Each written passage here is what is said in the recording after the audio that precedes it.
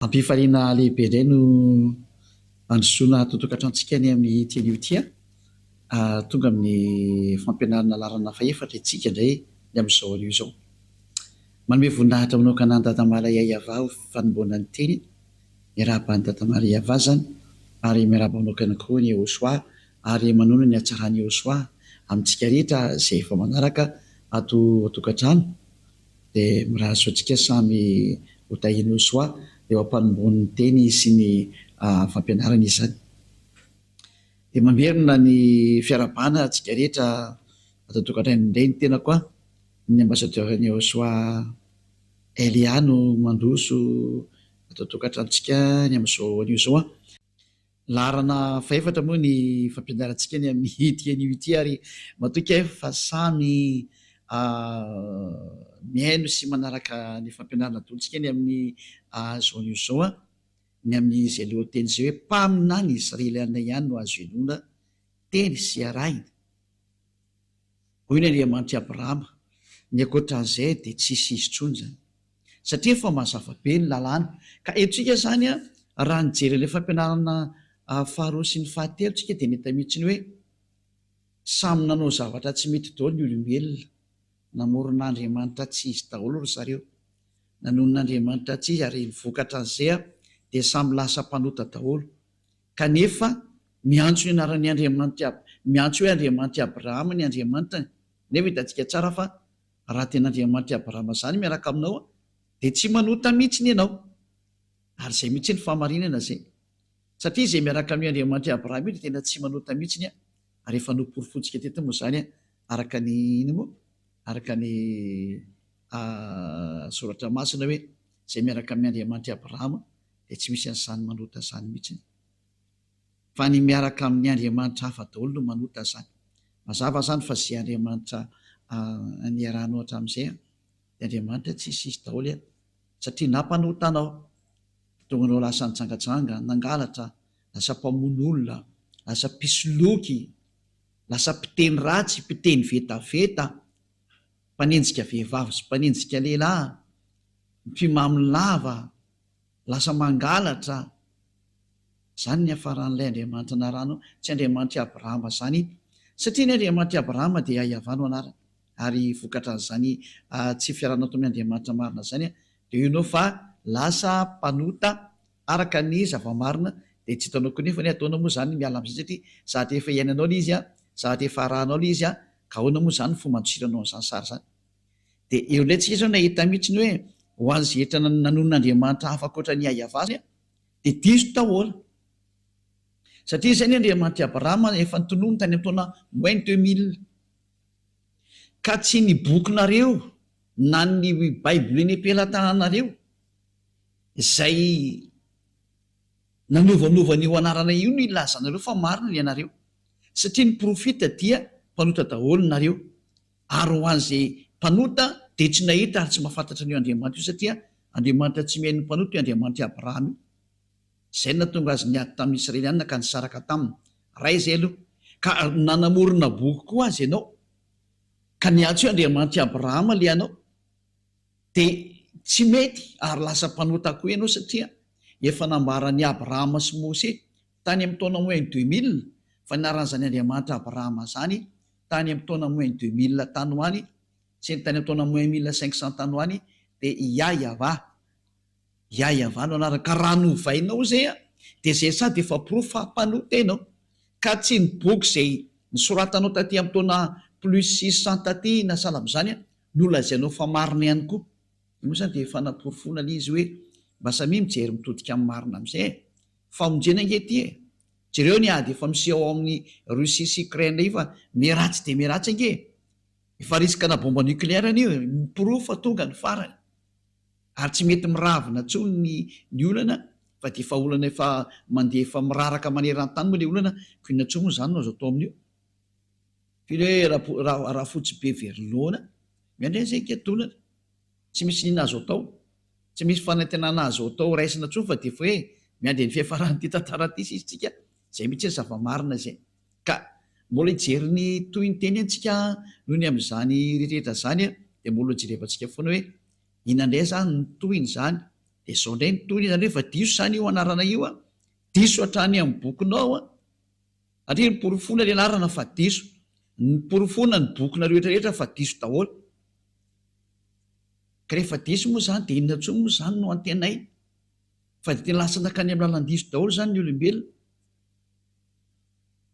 Tsy olo tsy ilay Andriamanitra Abrahama no tompo inao, fa zavatra hafa mihitsy. Dia ijerinay tsika ny mikasika ny amin'ilay hoe iza ny mpamina ny tompony hoarahana amin'izao andro farana izao. Dia aleo tsika hijery ny lalàna indray. Fa ny didy folo sy ny lalàna Mose nefany a dia efa nampianariko antsika fa natokana manokana ho an'ny zareo zanak'Israely.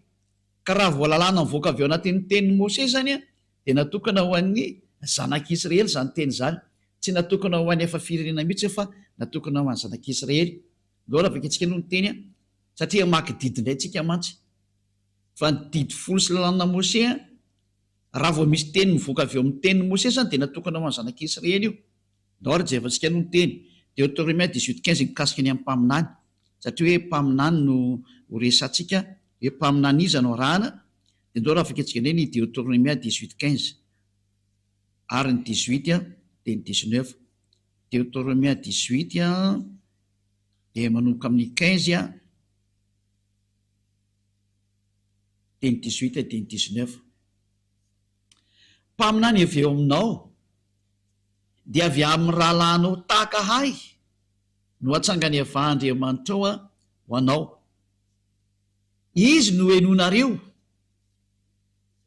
Eo zany ny tenin'Andriamanitra hoe mpaminany iza no henona ary mpaminany avy aiza, dia mpaminany avy eo aminao, zany hoe avy eo amin'ny Israelina dikan'izany, dia avy amin'ny rahalahinao, zany hoe rahalahy Israelianina ny Mose zany le izy, zany hoe Israelianina zany ty rahalahy ty, satria zareo no nomena an'ilay lalàna. Araka ny efa nampianariko antsika hoe natokana ho an'zareo Israelianina anie hoe io lalàna sy didy folo hoe ka ito zao tenin'ny dada Iava, ilay didy sy lalàna nomena azy a dia natokana ho an'ny zanak'Israely. Amafitsika eo amin'ny 9:20. Zao no voalaza: mpaminany no atsangako azy avy amin'ny rahalahiny tahaka anao, ka ataoko ambavany ny teniko. Zany hoe tena misy teny mapetraka ambavan'ireny mpaminany ireny zany a, dia ho lazainy aminy izay rehetra andidiko azy, dia lazainy ty mpaminany ty amin'ny Israelianina izay rehetra didiny ahy Iava. Ka izay rehetra tsy mihaino ny teniko, izay ho lazainy amin'ny anarako, dia izany no hitsara azy. Na izany iza zany tsy mihaino ny tenin'izany mpaminany zany, satria dada Iava no miteny aminazy a, dia Andriamanitra mihitsy no hitsara azy. Zava-doza zany no tsarain'Andriamanitra vela teny Andriamanitra Abrahama zany. Aza mity bingo amin'izany fa zavatra danger be ho anao mihitsy izany. Dia iza ary ty resahana ty hoe mpaminany no atsangako azy avy amin'ny rahalahiny tahaka anao. Iza le rahalahiny? Namoaka lalàna, satria misy mieritreritra fa olo-kafa ty rahalahiny Israelianina ty, dia namoaka didy ny Andriamanitra Abrahama fa ity lalàna nomen'Andriamanitra ty a dia natokana ho an'ny zanak'Israely rery ihany, tsy nomena ny hafa firenena mihitsy io. Ka noho izany zany a, ilay rahalahy resahana eto zany a dia ho an'zareo Israelianina ihany, rahalahin'ry Mose io zany, zany hoe avy ohatrany hoe mpirahalahy zany e, izy mirahalahy avy zany dikan'izay, zany hoe avy amin'ny Israelianina dikan'izany zany resaka lazaina izany. Zany hoe le mpaminany zany dia tsy maintsy Israelianina. Loara vakentsika raha ny lalàna ao bokin'ny Salamo 147 19:20. Salamo 147 19:20. Milaza ny teniny amin'ny Jakôba izy ary ny didiny sy ny fitsipiny tamin'ny Israely. Mazava be, ilay olona nomena ilay didy folo sy lalàna Mose ty zany a dia natokana ho an'i Jakôba ho an'ny Israelianina, ka Jakôba moa tsy iza fa Israely ihany. Ary natokana ho an'zareo Israelianina ihany zany io teny io. Ka raha ny teny zany bokon'ny Deutéronome hoe mpaminany avy ao aminao dia avy amin'ny rahalahinao tahaka anahy, dia avy amin'ny Israelianina ny dikan'izay, satria natokana ho an'ny Israelianina io teny io fa tsy ho an'ny efa firenena mihitsy. 20 manamarina an'izany. Tsy nanao toy izany tamin'izay firenena hafa izy, zany hoe tsy hidiran'ny efa firenena mihitsy zany resaka lalàna ny Mose ka hitsofotsofo ny efa firenena. Zany hoe am'izao teny zao dia voatsipaka mariny rano ny hafa firenena hoe tsy mahazo manao mpaminany ianao, ka an'olo teny hoe za dia mpaminany Yahva Andriamanitra Abrahama, satria ny Andriamanitra Abrahama dia mametraka lalàna mihitsiny hoe tsy nomenanao hafa firenena zany didy folo sy lalàna Mose zany ka ianao ny hitsofoka ao anatin'ilay hoe ho lasa mpaminany Israelianina. Fa ny mahazo mitsofoka ho isan'ny mpaminany Israelianina miara-dia amin'ny Andriamanitra Abrahama dia namohan'ny Mose didy hoe araka ny didin'io Andriamanitra Abrahama io mihitsy nanao hoe tsy nomenanao hafa firenena zany, noho zany tsy mahazo miditra ao ianao hafa firenena dikan'izany ho antsika rehetra zay meno andeha teny, tsy mahazo miditra ao ianao dikan'izany. Ary zao ny fitsipiny tsy mba fantatra ireny, tsy fantatra anao zany ny fitsipiko dada Yahva mikasika ny Israelianina io, zany hoe tsy azonao hidirana mihitsy io satria zavatra tsy fantatra anao. Matoa zany no niditra tao nandika lalàna, nandika ny didiny dada Yahva, nandika ny didiny Andriamanitra Abrahama, ka raha misy zany mpaminany milaza fa izao dia mpaminany atao mitariky ny mpaminany Andriamanitra Abrahama, kanefa izy tsy Israelianina dia efa diso araka an'io teny io. Fahadisoana be vava zao sary zao. Raha vaketsika eny ny bokyny lalàna arikatra ny bokyny Exodosy toko 10:10 Exodosy toko 10:10 dia ny andininy 7 fa naporofona fa tena hoe natokana ho any zanak'Israely mihitsiny ny miaino an'ity resaka didy folo sy lalàna Mose ty zay nitoriany Mose zany na hoe Moïse na Moses na Mosa ho Joslamo. Dia zao vaketsika zao ny vakiny. Ary Mose niakatra ao amin'Andriamanitra, Exodosy 19:3-5, dia niantso azy Yahva tao an-tendrombohitra ka nanao hoe izao no lazainao amin'ny taranak'i Jakoba sy ambaranao amin'ny zanak'Israely. Mbola voalaza mihitsy zany fa natokana ho an'ny taranak'i Jakoba sy ambaranao amin'ny zanak'Israely ty resaka didy folo sy lalàna Mose ty. Ianareo efa nahita zay nataoko tamin'ny Egiptiana zay nitondrako anareo tamin'ny atriny voromahery ary nampakanesako anareo aty amiko. Ko ankehitriny raha iain'ny feoko tokoa ary ianareo ka hitandrina ny fanekeko dia ho rakitra soa mihoatra noho ny firina rehetra ianareo fa ay ny tany rehetra. Eto zany ny teny dia hoe tandremo ary le fanekeko, ka ny mitandrina ny fanekeko dia nitsindriana mafa ho an'ny zanak'Israely irery any. Tsy natokana ho an'ny hafa firenena mihitsy za fa natokana ho an'ny zanak'Israely irery any.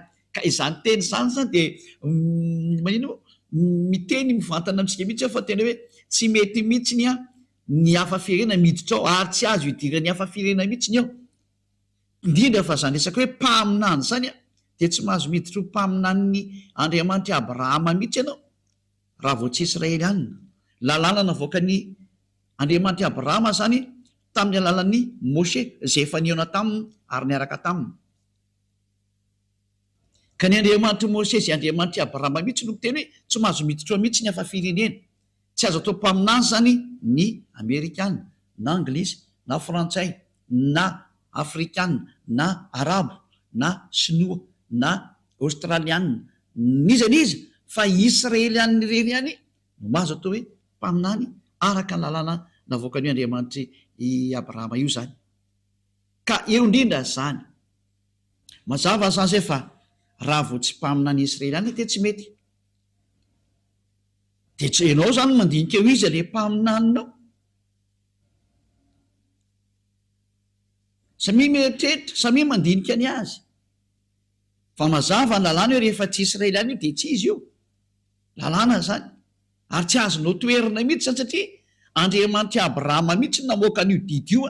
Io zany rehefa tsy Israelianina le mpaminany arahanao dia faute ianao. Ary mpanoty ianao mpandika lalàna ianao dia ianao le hiara-ny atezerana io dada Yahva io mihitsy satria tsy meny mpanota zany io. Zany hoe diso adresy ianao. Voafitaka ianao zany ny dikan'izay. Mahitsy be le teny io niarantsika ny jery samy miara-mahita atsika. Afaka jerevanao ateo anatin'ny bokin'ny Sefer Torah io vaketsika io. Any amin'ny bokin'ny Torah zany Exodosy zany gala Shemot ny dikan'izany any. Dia mazava be io teny io zao. Mpaminany Israelianina. Ka eo amin'izay mpaminany Israelianina zay izy ara no mpaminany farany tao Israelina. Iza no mpaminany farany. Ny mpaminany farany tao Israel dia tsy iza fa Yahosoa. Io lay tena mpaminany farany Yahosoa no anarany. Ary voaporofo mihitsy zay teny zay araka ny boky tany Israel. Ny boky tany Israel mihitsy nanamarina fa tena mpaminany zany Yahosoa zany. Io lay nivainy zareo anarana hoe Jesosy na Jesoa, zay grika zany anarana zany. Ary navainy zay zao le ho an'ilay miantso an'izany Jesosy zany. Ho an'ny silamo indray misy dia miantso hoe Isa, fa tsy Isa zany anarany fa Yahosoa. Reny le fandikana teny diso daholo reny, dia samy nanovanova daholo mihitsy ny olombelona, fa ny mpaminany farany ny anarany dia antsoina hoe Yahosoa. Ary zay miaraka amin'io mpaminany farany io dia tsy manota intsony, satria io mpaminany farany io no nomeny io Andriamanitra Abrahama io ny lalàna sy ny didy. Andao ro jerevantsika araka ny tantara tao Israel, fa tena mpaminany zany, ka zareo Israeliana no mamaritra ny mpaminany eo aminazy sy ny tsy mpaminany eo aminazy, fa tsy ny mpitondra fivavahana akoriny, fa ny vahoaka no mahafantatra hoe mpaminany io na tsy mpaminany. Ka raha vao mpaminany ny olona anankiray kosa ny vahoaka dia tsisy mahazo mikitika an'izy, satria izy no mitondra teny. Ka mazava ho azy moa ny zavatra nataon'izany Yahosoa zany tao Israel, tena fanehoana ny hery sy ny fahefana, dia izy ny mpaminany farany araka ny voalaza ny boky tany Israel indray jerevantsika. Ary nisy nanoratra an'ireo boky ireo dia ireo no jerevantsika hoe mpaminany ve izy. Izy moa tsy milaza fa mpaminany tokoa izy, dia ny olona tsy mahay ny tantaran'ny Israeliana no tena tsy mpaminany. Ary mbola hitantsika ihany zany amin'ny tenin'ireo any Israel, dia zay niaraka tamin'ireo mpaminany ireo dia ilay mpaminany antsoina hoe Yahosoa. Nanana mpianatra izy, ary tao amin'ny tantaran'ny mpianatra no nahitana zany histoira zany hoe mpaminany io Yahosoa io. Ary io no henonareo, ary ny hainao azy tokoa ny vahoaka Israeliana, ny henon'ny fampianaran'izany Yahosoa zany ny vahoaka Israeliana. Ary amin'ny manarivorivo mihitsy nanaraka anazy teny an-dalana teny, saingy ny alina moa le mpitondra fivavahana jiosy dia ny vonoany. Ny jiosy natao Israeliana dia ny vonoany. Ka ho jerevantsika ao anatin'ny soratra masina jiosy, satria ao amin'ny jiosy ihany tsika maka an'ilay tantara zany. Dia ao amin'ny soratra masina jiosy indray misy ny teo testamenta vaovao, ka mitantara n'ity Yahosoa ity zay testamenta vaovao zay. Dia ny testamenta vaovao mihitsy ny anaran'ilay mitondra anazy dia atao hoe Yahosoa. Dia ao anatin'io boky io no ahitana ny tantaran'ilay mpaminany farany atao hoe Yahosoa. Dia ho jerevantsika izay tantara zay fa voalaza atao anatin'io boky io mihitsy fa tena mpaminany, hoe ny vahoaka Israeliana.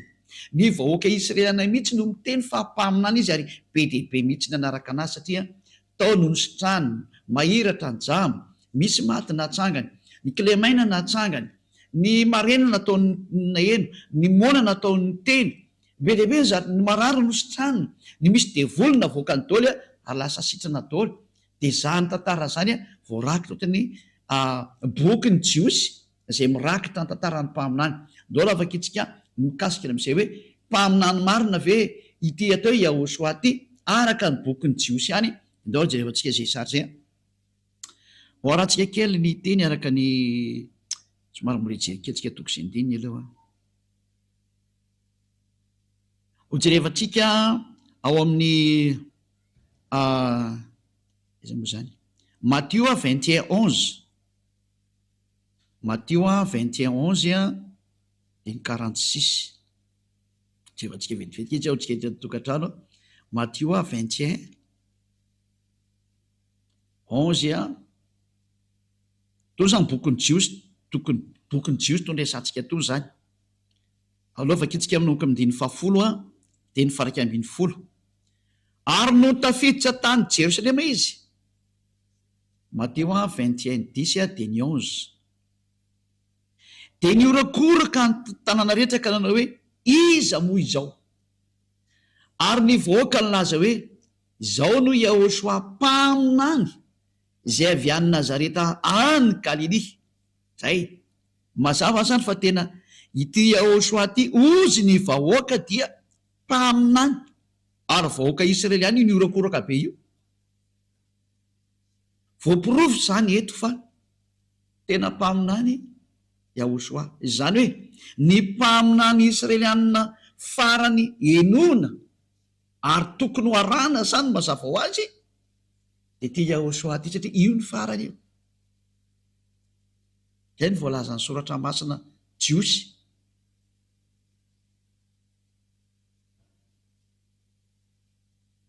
Mahitsy be mihitsy ny teny hoe ny vahoaka mihitsy no ny arany laza ary ny orakoraka hoe mpaminany Yahosoa zao tonga zao lay avy any Nazareta any Galilea. Zay ali zay mazava zany fa tena mpaminany Yahosoa araka an'izao teny voalaza amitsika zao vakitsika neny manaraka Matthieu 21:46 ndray hoe tsany sambotra ny Yahosoa ny mpitondra fivavahana Jiosy satria ny vahoaka ny laza fa mpaminany izy ka so matiny vahoaka indray ianao tsy azoko tena mantsy ny mpaminany. Ao amin'ny 9:70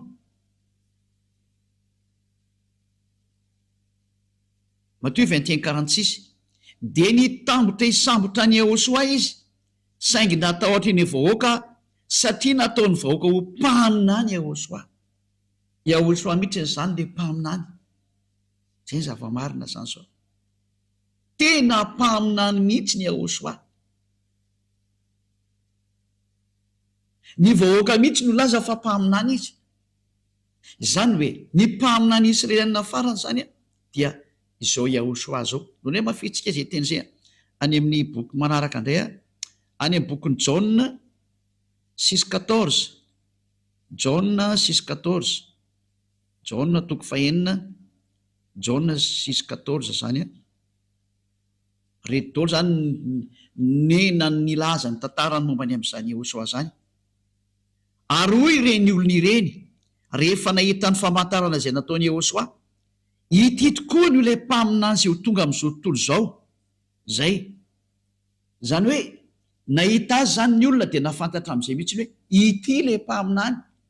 Rehefa ren'ny olona ny zavatra nataony Yahosoa dia niarany teny ny olona rehetra hoe tena mpaminany ty Yahosoa ty. Ty tokoa ilay mpaminany izay ho tonga amin'izao tontolo zao. Konfirmeny mihitsy ny tantara zany, tantaran'ny Jiosy ao amin'ny bokin'ny Jiosy.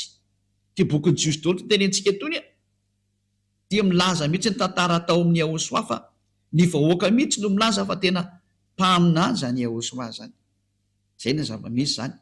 Ka tsy azo ny anglisy ho toeriny zany, tsy azo ny sinoa toeriny zany, tsy azo ny afrikanina toeriny zany, tsy azo ny arabo toeriny zany, tsy azo ny rosianina toeriny zany, tsy azo ny japonais toeriny zany, fa satria ny Israeliana no teny zany tantaran zareo zany dia tsy azo no lavina. Ka ny vahoaka mihitsy no milaza fa mpaminany zany Yahosoa zany dia tsy misy olona mahazo manohitra an'izany. Antsika jery teny hafa mbola ao anatin'ny bokin'ny Jiosy any ty hojerevantsika ty ao amin'ny bokin'ny Lioka indray ny vakitsika Lioka 24:19. Lioka 24:19. Lioka 24 izy zany. Fa hoy izy taminy Lioka 24:19 zavatra manao ahoana moa izany? Ary hoy izy ro lahy taminy, ny amin'ny Yahosoa avy any Nazarety mpaminany mahery tamin'ny asa sy ny teny teo anatrehan'Andriamanitra sy ny vahoaka rehetra. Tena mpaminany teo anatrehan'ny vahoaka mihitsy izy. Manaiky azy daholo ny vahoaka fa tena mpaminany izy. Ny vahoaka mihitsy nametraka fa mpaminany izy noho ny amin'ny asa izay nasehony sy ny famantarana nasehony, ny hery sy ny fahefanana anany dia ny aiky ny olona fa tena mpaminany izy. Ny vahoaka nametraka azy ho mpaminany tsy azo no lavina mihitsy izany. Izy niza mandany zany dia nonge zany manohitra ny zava-misy any amin'ny fireneny olona. Le vahoaka kosa mahita ny zavatra nataony teny fa mpaminany io. Tsy azo no lavina le izy. Mpaminany lehibe izy. Zay hoe mpaminany avy aminao ny enonao ary nefa raha teo amin'ny Yahosoa zany. Ary zany Yahosoa zany zay rehetra niaraka taminy dia tsy nanota intsony. Zay. Ary ty Yahosoa ty no namoaka didy. Namoaka didy izy araka ny Jauna 12:49 fa didy n'Andriamanitra ray mihitsy izy netiko.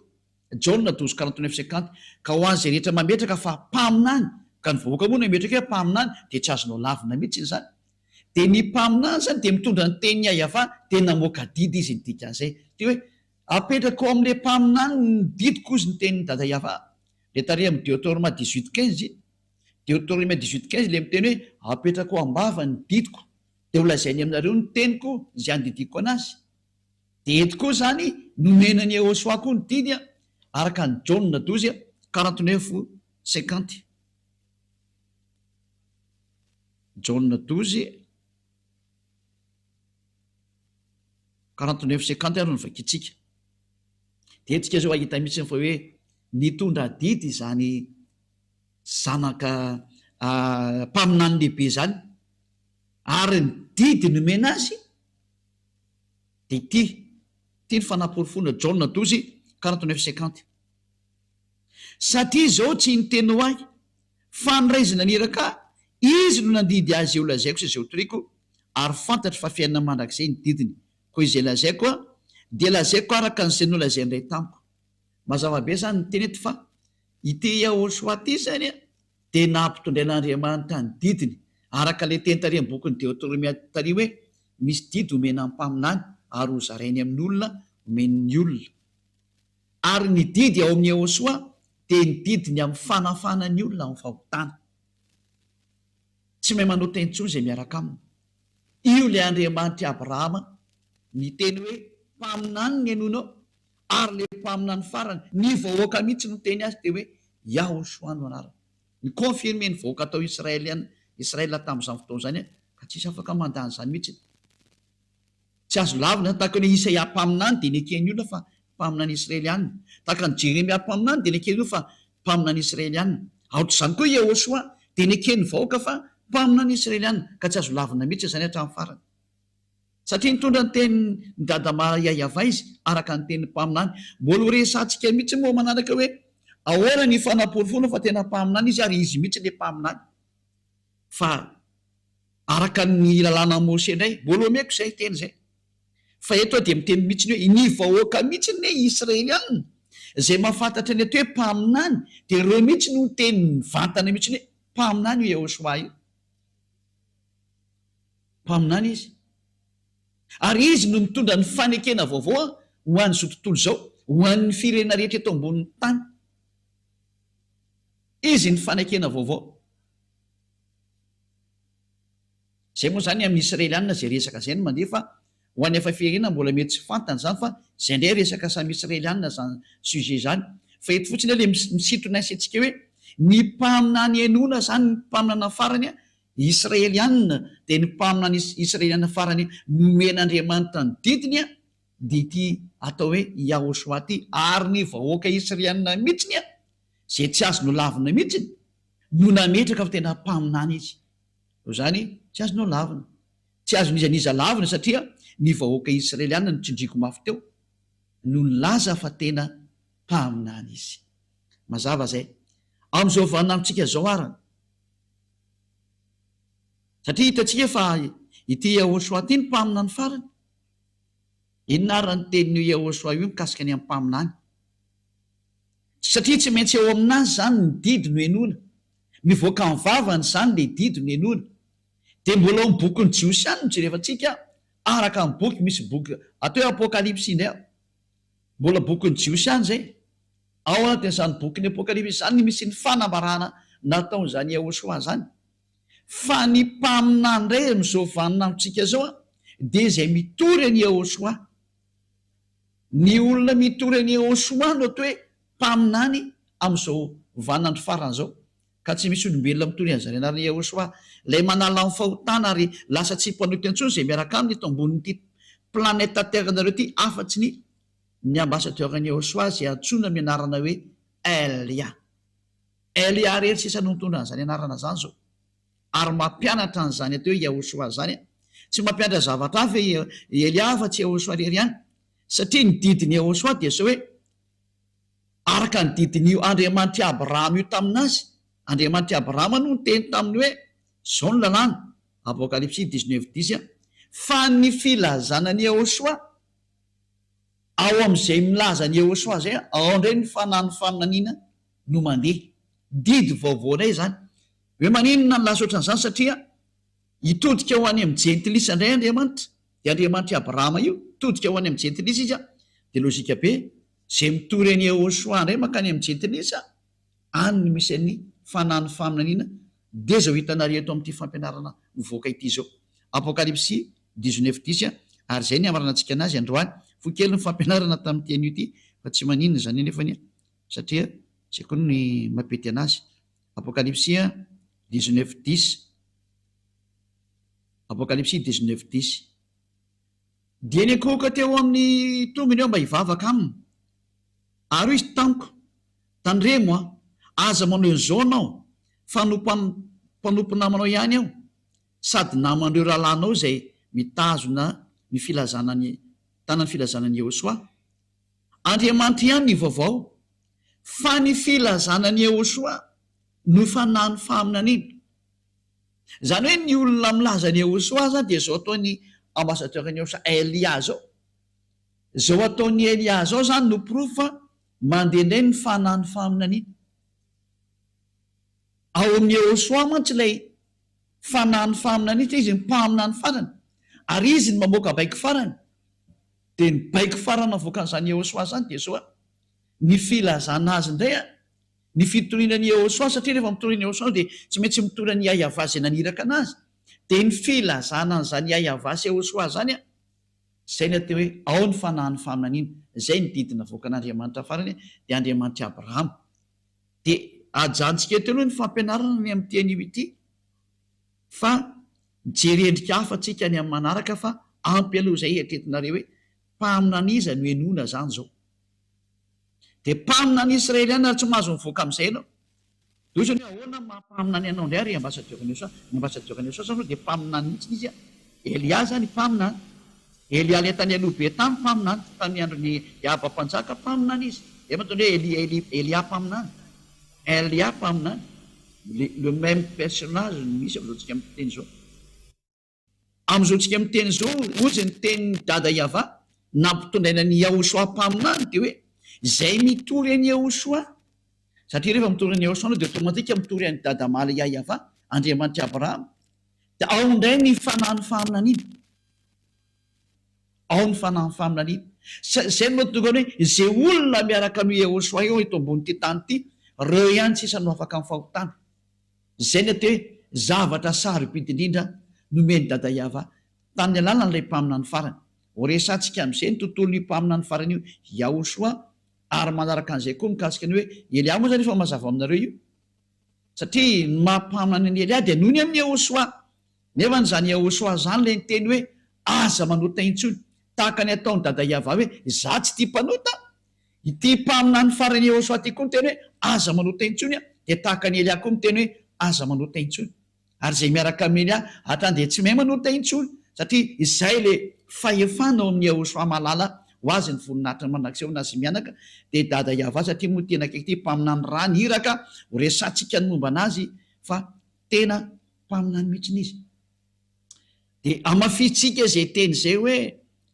ity mpaminany ity de tenina tsy maintsy arahana ny teniny izy no teny hoe aza manota intsony Jauna 9 hoe aza manota intsony izy Jauna 8:11 zany ny zahatra faratampony tiany dada maly Yahva zany zany ny tsara indrindra zany bokin'ny Israeliana ihany ty Jauna 9:11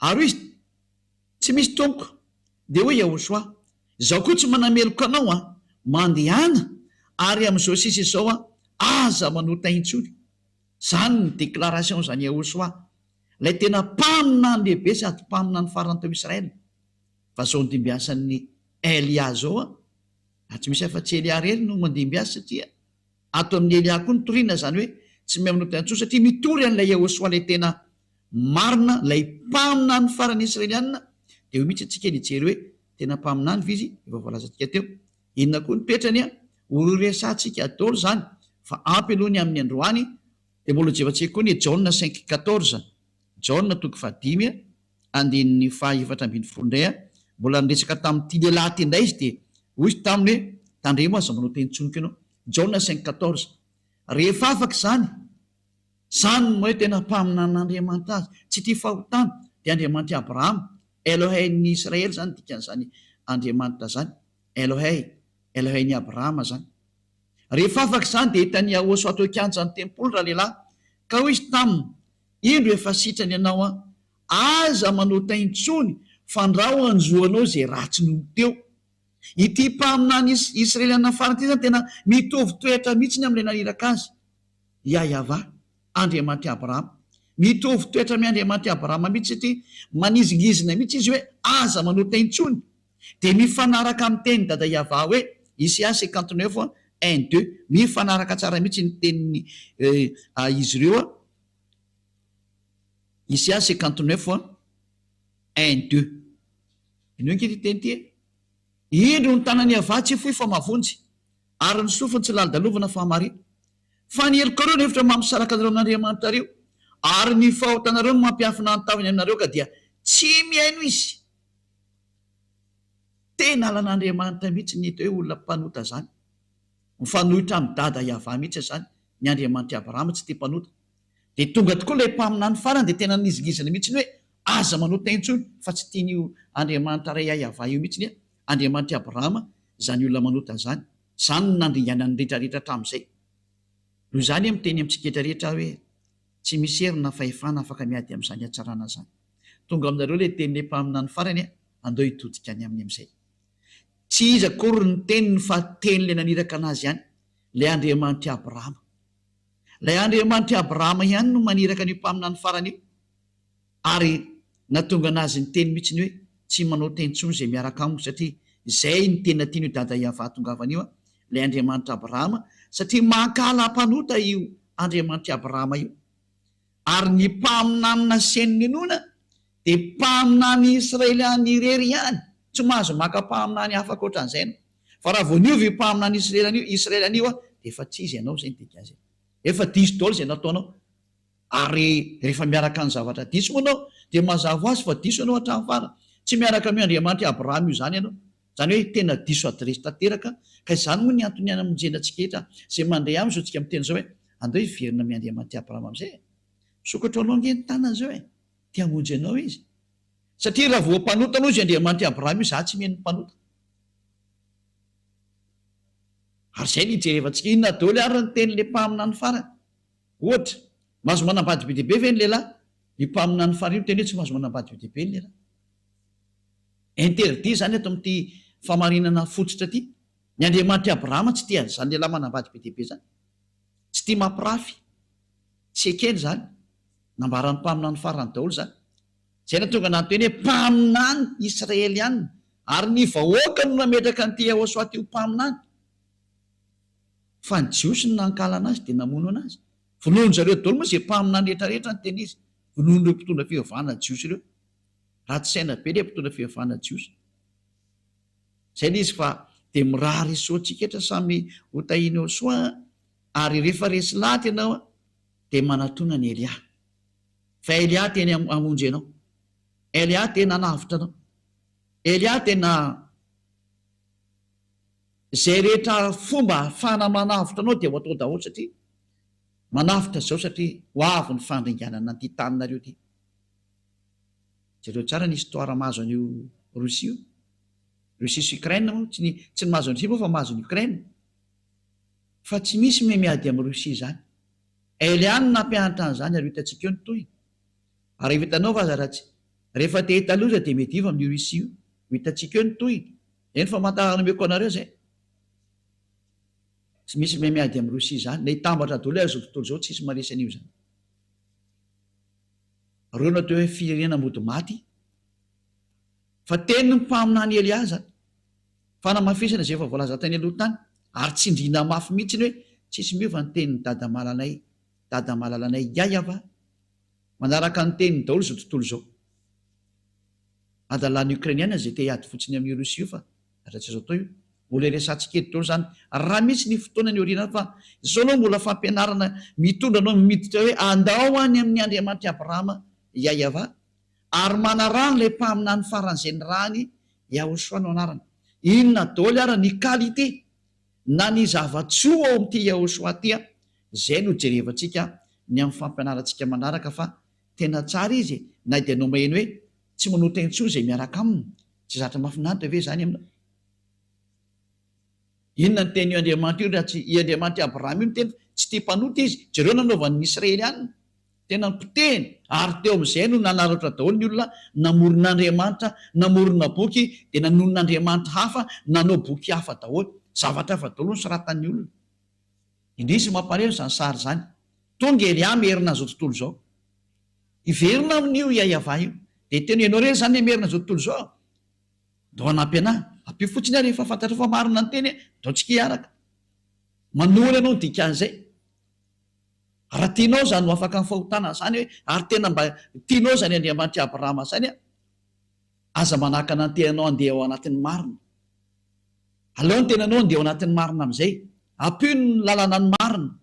Fa sambatra zany aty hoe afaka ny fahotana zany, zany ny zavatra mahafinaritra sy mahasambatra be zany hoe afaka ny fahotana. Zany ve tsy mba irinao? Zavatra tokony irinana e zany. Ka tsy mahafaly anao hoe mahita ny olona miverina amin'ny Andriamanitra marina. Fa voafitaka daholo izy zao tontolo zao e, potika mihitsy zao tontolo zao, tena nipotehiny devoly zao tontolo zao. Fotoana ny fiverenana zao a, andeontsika iverinao amin'ny marina. Voapirofo ny Andriamanitra Abrahama iza izy a, voapirofo ny toetrana fa tsy te fahotana izy a, zay nanapotehany Israelianina, ary mpamina rehetra dia niteny daholo hoe tsy te fahotana izy. Indrindra mpamina ny farany, nambara araka lalàna ny Mose. Ny Mose zay miaraka amin'ny Andriamanitra Abrahama ihany, Yahava no anarany. Anjarantsika amin'izay miverina mitodika ao amin'ny Andriamanitra marina, Yahava no anarany. Ary rehefa resy lahatra ho ianao a, manatona ny Elia ary andao atao batisa. Fa tsy maintsy atao batisa vao mety io. Batisa amin'ny fiarahanao amin'ny Andriamanitra Abrahama ary amin'ny fiarahanao amin'ilay mpamina ny farany Yahosoa zay ny rahany. Ro resantsika daholo zany. Fa efa mazava ny teny fa ny fototra goavana dia ny fiarahanao amin'izany hoe Andriamanitra Abrahama, mialo amin'ny fahotana ary tsy manota intsony, miaraka amin'ny lay mpamina ny farany rahany nampitondray ny teny sy ny didiny ary ny lalàny, hoe aza manota intsony fa tsy mety. Ary ty mpamina ny farany ty mihitsy no teny hoe io Andriamanitra Yahava io dia parfait izy io. Io zany tsy maintsy parfait zay teraka aminy. Ka ao amin'ny ty Yahosoa ty rehefa tonga ao amin'ny mpamina ny farany io ny olona, vo tena lasa parfait mihitsy. Zay, ianao heva kitsikety koa zay teny zay hoe tena lasa parfait ve ny olona ao aminazy, teny zay mihitsy izy a. Araka amin'ny boky Matthieu 5:48. Matthieu 5:48 a, dia vakeo mbola bokin'ny Israelianina ty a, tao amin'izany bokin'ny le mpamina ny farany, bokin'ny mpamina ny farany zany ty resantsika ty a, Matthieu 5:48. Koa amin'izany aoka ho tanteraka ianareo toy ny fahatanteran'ny rainareo a, zay any amin'ny lanitry ny lantana ny an-danitra zany.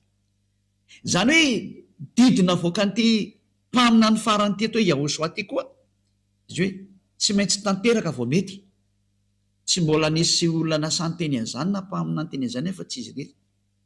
Ary tena marina fa zay miaraka aminy tena tanteraka, tahaka ny Elia miaraka aminy tanteraka zay.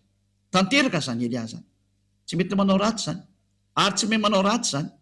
Dia tsy zarery fa reo zanak'Andriamanitra, na zanaky ny avo indrindra, zanaky ny Andriamanitra Abrahama, zay miaraka amin'ny Andriamanitra Abrahama rehetra sy miaraka amin'ity Yahosoa mpamina ny farany ty, dia tena lasa tsy manota intsony, tena tsy manota intsony mihitsy. Ao ny parfait. Zany ka tena Andriamanitra zany, le Andriamanitra ya Abrahama, zay le nitadiavy le tena olona tonga lafatra, tanteraka tsy manota intsony a. Rehefa tena tafaraka amin'io Andriamanitra i Abrahama araka zao nampianariko zao anao, dia miaraka amin'ilay mpamina ny farany zay nyteneniny Yahosoa, dia tena tsy manota intsony ianao, fa marina izany teny zany. Tsy tia mpanota io Andriamanitra Abrahama io, tsy tia fahotana izy. Zay ny famaranako ny teny koa, dia mirary soa antsika rehetra ho tonga soa ty amin'ny Yahosoa, dia ho tonga soa ty amin'ny dada mala Yahava Andriamanitra Abrahama. Ndao hiverina daholo, ndao hitodika any amin'ilay mpamina ny farany. zay nampitondraina teny Yahosoa no anarany.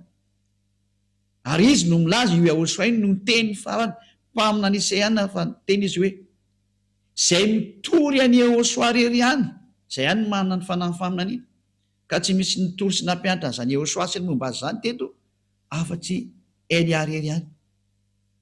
Zay no mampamina ny farany any Elia, ary tsy misy tsony kaorianany Elia. Mirary soanao tonga amin'ny fitiavana an'ilay Andriamanitra Abrahama ty avy any amin'ny daholo ny fototra an'io.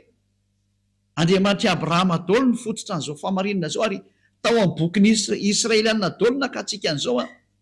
Tsy misy boky malagasy ty na boky ny anglisy na boky ny Amerikana, fa boky ny Israeliana zay nandehanana zany teny zany a, zay no nahitatsika zao famarinana rehetrarehetra zao.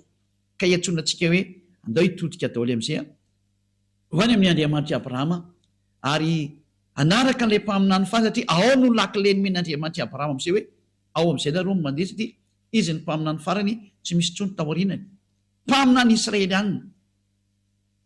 Ary tena ary ianao e malagasy koa ianao milaza fa ianao koa mba mpaminany, ny fa nivakiko ny lalàna fa io Yahosoa io nefa nahazo didy avy any amin'ny dada Yahava Andriamanitra Abrahama hoe zay mitory ianao, satria izay mitory anazy dia mitory an'io Andriamanitra Abrahama ihany koa Yahava no anarany, zay mitory any Yahosoa.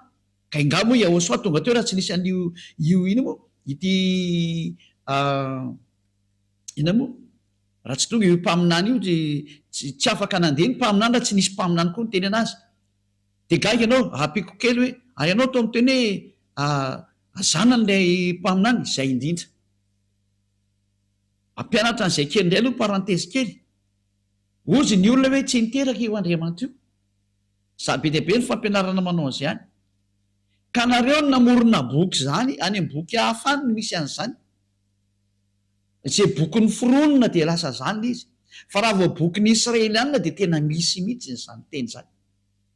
Tena misy zany.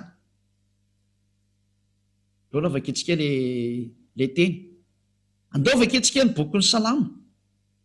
Fa ny boky ny Salamo mihitsy no miteny hoe zanako ianao izy dada Yahava, ilay Andriamanitra Abrahama, zanako ianao, zany teraka anao androany. Ka ny boky ny Israeliana rehetra amin'ny Sefer Torah-ny Jiosy dia milaza mihitsy fa tena miteraka io Andriamanitra Abrahama io. Voalaza ao zany. Fa rehefa boky hafa any dia mizahatra hafa ny teneny. Fa ny boky réel ao anatin'ny Jiosy dia niteraka io Andriamanitra io. Donay vaketsika izay teny izay araka ny boky ny Psalme na Psaume na Salamo. Salamo firme izy teo. Salamo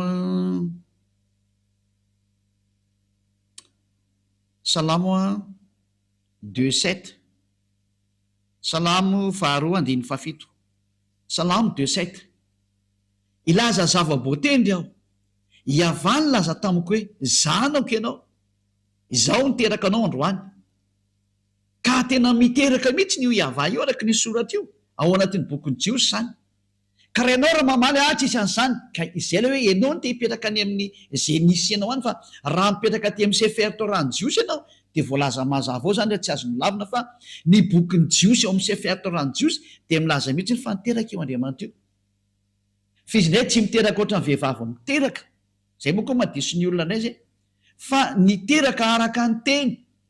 Raha niteraka zany izy an'ity Yahosoa ty dia naterany tamin'ny teny. Ka raha Yahosoa ny resana zany dia io mihitsy ilay naterany io. Ary izay no mahatonga antsika hijery an'izay hoe tena zanany mihitsy io. Donay antsika bojery boky Salamo 2:20, Salamo 82:6. Donay antsika hijery boky anankiray. Ola amin'ny bokin'ny Salamo ihany. Salamo 82:6. Hoy izao, Andriamanitra ianareo, ary zanaky ny avo indrindra ianareo rehetra. Miteraka zany Andriamanitra ny dikan'izany. Satria misy zanaky ny avo indrindra ary le zanany nataony hoe Andriamanitra ianareo. Miteraka zany io Andriamanitra io ny dikan'izay ao amin'ny bokin'ny Jiosy, any amin'ny bokin'ny Salamo. Ka tsy azonao lavina koa zany satria ao anatin'ny bokin'ny Jiosy zany. Le Andriamanitra Abrahama ny teny izany mihitsy. Fizinay hoa tsy niteraka ohatra ny vehivavy miteraka fa araka ny teny. Dia izay nahatonga ilay mpaminany ny teny hoe tamin'ny voalohany teny ary ny teny tao amin'Andriamanitra ary ny teny dia Andriamanitra. Izy dia tao amin'Andriamanitra hatramin'ny voalohany. Izany hoe ity Yehosoa ity zany araka ny nampianarin'io Yehosoa io dia tsy nateraka oatra ny vehivavy ateraka fa nateraka tamin'ny teny. Raha vao ny teny zany io Andriamanitra Abraham io tamin'ny namorona zao tontolo zao, dia iny teny iny no atao hoe Yehosoa. Zay fa tsy nateraka oatra vehivavy miteraka, fa ny fiteraka an'Andriamanitra zany ao amin'ny teny izy no niteraka. Vaketsika ny Jaona atoko voalohany zany boky ny jiosy daholo miteny an'izany Jaona atoko voalohany andininy voalohany. Tamin'ny voalohany teny, ary ny teny tao amin'Andriamanitra, ary ny teny dia Andriamanitra. Izy dia tao amin'Andriamanitra tamin'ny voalohany, ary izy no nahariana ny zavatra rehetra, ary raha tsy izy dia tsisy nahariana izao zavatra ary zao na idea iray aza. Ao amin'ny bokyny jiosy zany dia ny bokin'ilay mpamina ny farany Yehosoa, dia izy mihitsy no laza fa izy dia tamin'ny voalohany, ary ny teny izay tao amin'Andriamanitra, ary ny teny dia Andriamanitra. Bokyny jiosy daholo miteny an'izany. Jerevantsika tary amin'ny bokin'ny Sefer Torah-ny jiosy tany aloha dia milaza mihitsy fa niteraka Andriamanitra, ary zany niteraka anao izy androany, tsy azo lavina mihitsy izy zay. Tena nisy zany zavatra zany. Ary ilay fiterana kory tsy oatra vehivavy miteraka, fa io voalaza io hoe tamin'ny voalohany teny, ary ny teny tao amin'Andriamanitra, ary ny teny dia Andriamanitra, ary izy dia tao amin'Andriamanitra tamin'ny voalohany. Ka rehefa nivoaka zany le teny, dia inona teo niteraka izy tamin'ilay io Andriamanitra Abrahama ny teny, dia iny teny iny natao hoe zanany, ary zay zanan'izay natao hoe Yehosoa.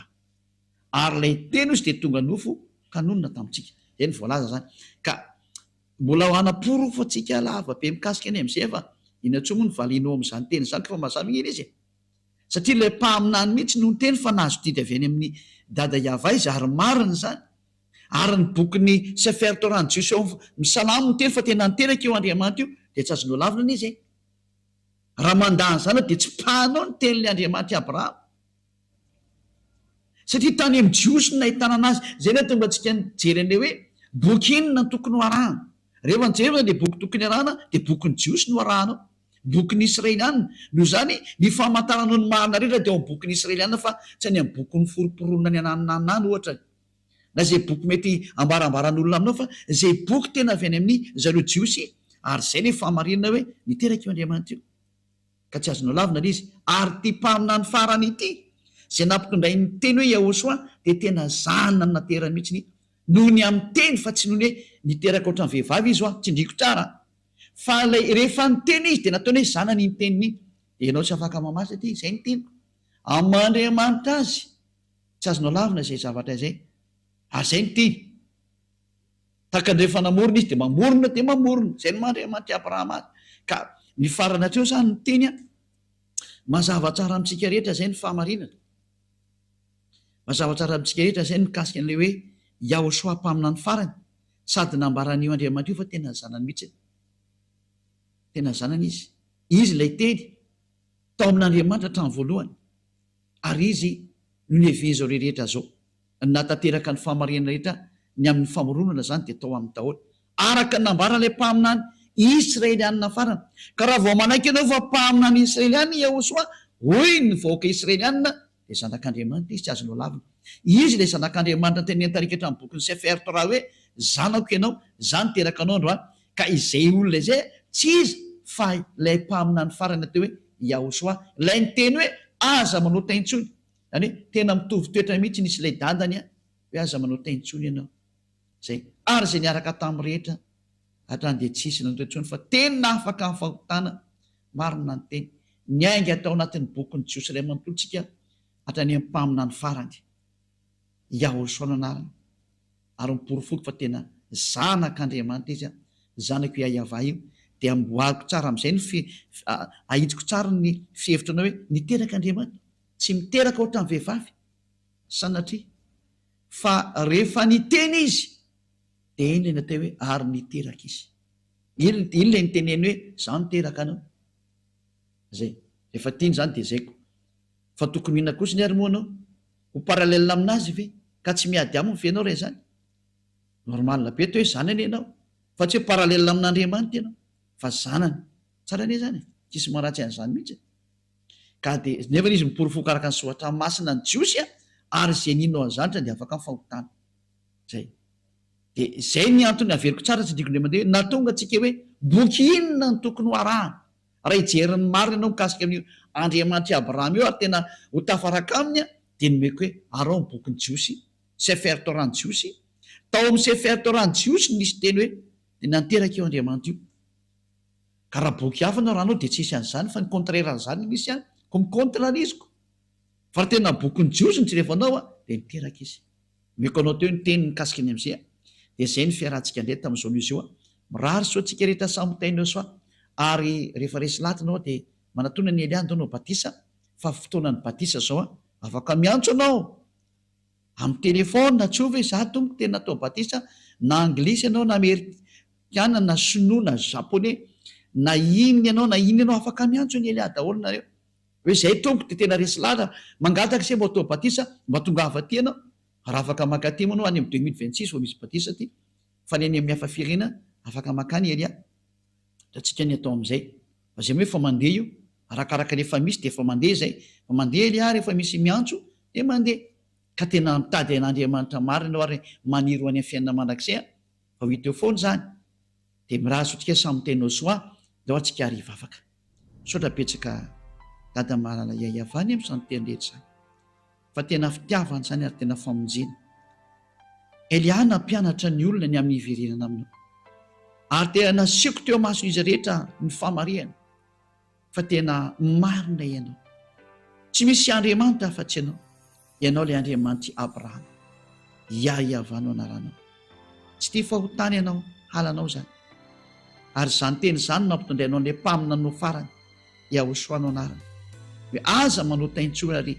aoko ho tanteraka ianareo zany ny tenyle mpamina ny farany sotra dada mala iavao taio ara zao teny rehetra zao mba hitondra soa am'izay tramiaina hitondra famonjena sy fanavotana am'izay mandre hitany zay rehetra miainanao avoty zay rehetra mbola tsy mahafantatra ny marina vonjeo zao tontolo zao vonjeo ny afafirena rehetra akoatran'ny malagasy avoty zay tra maniry ny hoafitra afao zay teo afaka rehetrarehetra dada maria avao tonga ny andro famonjena ho an'izao tontolo zao aseho ny sandrinao mahery aoka tena andeha ny hery sy ny fahefanao ho voninahitry naranao masina dada maria ava voninahitrinao manakasay apeo eliamy ny asa nampanaovinao azy aseho ny voninahitranao amin'ny anaranao dada maria ava no andefasana n'izany teny zany de ho any aminao zany teny zany